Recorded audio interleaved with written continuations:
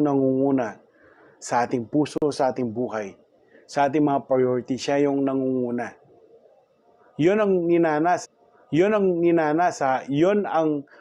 ang inahangad ng Diyos sa lahat ng mga mananampalataya, sa lahat ng mga nailigtas na, sa lahat ng may takot sa Kanya at nagmamahal sa Kanya, marapat lamang na siya ang iuuna sa kanilang buhay. Revelation chapter 2 verse 4. Subalit may isang bagay na ayaw ko sa iyo. Ang pag-ibig mo noong una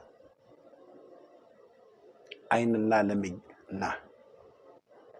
Ang pag-ibig mo noong una kang sumampalataya, wika ng ating Panginoon, ay nanlalamig na.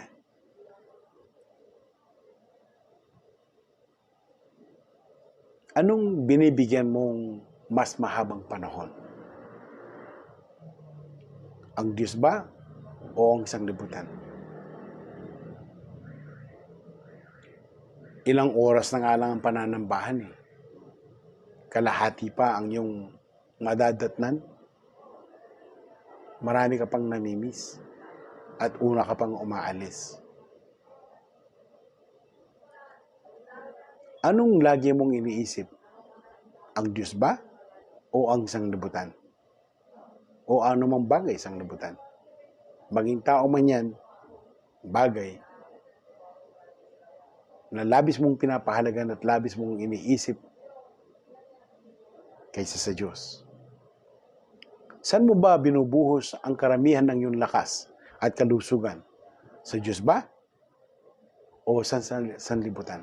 Kapatid, kaibigan, ninanasan natin maging tapat ka sa pagsagot sa mga bagay na ito. Wala kang dapat ikahiya. Kung totoong ikaw ay gumagawa ng ganito mga pagkakasala dahil nanlamig ka na, nawalan ka na ng pagmamalasakit sa mga kapwa mananampalataya at nawalan ka na nanlamig ka na sa iyong pag-ibig sa Panginoon. Hanggat nauunawaan mo ang masalitang ito at hanggat alam mo na ikaw ay nagkakasala, nagkakamali sa iyong pamumuhay, mayroong laging paraan na magsisi, magbago, pag-ibayuhin mo. Sabi ng ating Panginoon, doon sa pahayag, the Revelation chapter 2, yung susunod na verse 5, alalahanin mo ang dati mong kalagayan, pagsisihan mo at talikuran ang iyong masasamang gawa. Kung ipinapangalawa mo lamang ang Diyos, lahat ng nauna kaysa sa Kanya ay mga masamang gawa yan. They may not be yung evil deeds, evil works, but when you give priority on something else other than God, when you consume much of your energy, much of your time, and much of your life, much of your day, and all the things that you have, you are investing to that thing other than investing to God. Mga masamang gawa pala yung mga ganun. Wika ng talatang ito. At gawin mo muli ang mga ginagawa mo nung una. Kapag hindi ka nagsisi, pupunta ako dyan at aalisin ko sa kinalalagyan ang iyong ilawan. Pag inalis ng Diyos ang ilawan sa iyong buhay, papalitan ng kadiliman ng liwanag na yun. Sasakupin ka ng kadiliman at wala ka nang makikitang kaliwanagan. Kaya nga ba doon sa verse 6 ng James chapter 4, ngunit higit na malakas ang tulong na ibinigay niya sa atin, kahit sinasabi ng kasulatan, ang Diyos ay laban sa mga mapagmataas, ngunit nalulugod sa mga mapagkumbaba. Kung bakit ang tao ay nagpupunyagi upang mahigtan ng kanyang kapwa, upang maipakilala na siya mas magaling, na siya mas karapat-dapat, na siya ay dapat kilalanin, na dapat siyang pahalagahan, kung bakit siya nagsisikap na maging mas magaling kaysa kanino man. Pero yan lahat ay nag-uugat sa kapalaluan, yung pride. And pride is also an enemy of God. In Proverbs chapter 34, Proverbs 3:34, God resists the proud, but gives grace unto whom? To the humble. He says, God resists the proud. The word resist, alam niyo po ba mga kapatid, I came from that Greek word na antitaso.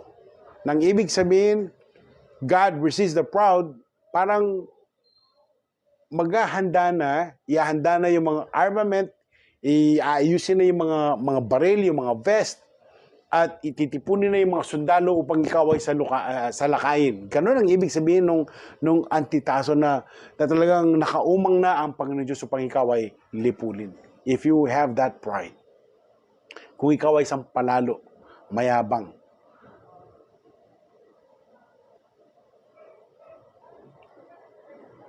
it has the idea of God setting His troops to do battle against the proud. And nungka ang sanglibutan ay umaagos, lubog sa kapalaluan, sa pride. In Proverbs 8:13, to honor the Lord is to hate evil. To honor the Lord is to hate evil. I hate pride and arrogance, evil ways and false words. The Lord said, I hate pride and arrogance. Mga masamang gawi at mga kasinungalingan. Yan ang kinamumuhian ng Diyos. At yung mga bihasa sa sanglibutan ito, yan ang kanilang mga katangian. Magaling sila sa mga ganyang mga bagay. Marurunong sila sa mga ganyang bagay kung bakit kaaway sila ng ating Panginoon Diyos. But humility is the neutralizer. Ito yung game changer. Kapag tayo nagpakumbaba, kinilala natin ang ating mga pagkakasala, kinikilala natin ang ating mga pagkukulang at ang ating pangangailangan sa kaligtasan.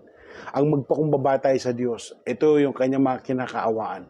Yung matitigas, yung mga mayabang, yung masyadong mga matatapang na nakikipag-away sa Diyos, namumuhay bilang kaaway ng Diyos, yun ang kanyang malilipulin. Pero kapag ang isang tao ay nakilala niya ang kanyang pangangailangan sa tagapagligtas, ang napipintong paglipol ng Diyos kung sakaling hindi siya magsisisi, yun ang magpapakumbaba. Yun ang hihingi ng tawad. Yun ang susuko sa Diyos. Yun ang ipagkakatiwala niya ang kanyang buong buhay sa ating Panginoon Diyos. Humility is the essence of a right spirit. Sabi nga, yung humility, ito yung reservoir ng maraming mga virtues, yung mga mabubuting katangian ng isang tao. Kapag ang isang tao ay mapagkumbaba, lagi niyang kinikilala ang kanyang mapagkakasala, lagi niyang hindi niya kaya magmataas sa harapan ng Diyos, doon ibinubus ng Diyos ang kanyang kaawaan, ang kanyang mabiyaya. Yun ang mga lumalago. Yun ang mga nagsisitibay sa Panginoon. Kaya, kaibigan, sa mga kapatid nating nanghihina, na nag-iisip na lumayo sa Diyos, makipagkasundo na sa Diyos. Makipagkasundo ka na sa Diyos. Magpailalim sa kanyang pagkapanginoon. Romans 10:9-10. Ibalik ang dating init ng pag-ibig. Pahalagahan ang kanyang mga salita. At magpakumbaba sa harapan ng Panginoon. Ito yung kinakaawaan ng Diyos. Ito yung mga inililigtas ng Diyos. Ito yung pinapatawad ng Diyos palagi. Mga kapatid, meron binanggit si Apostol Juan na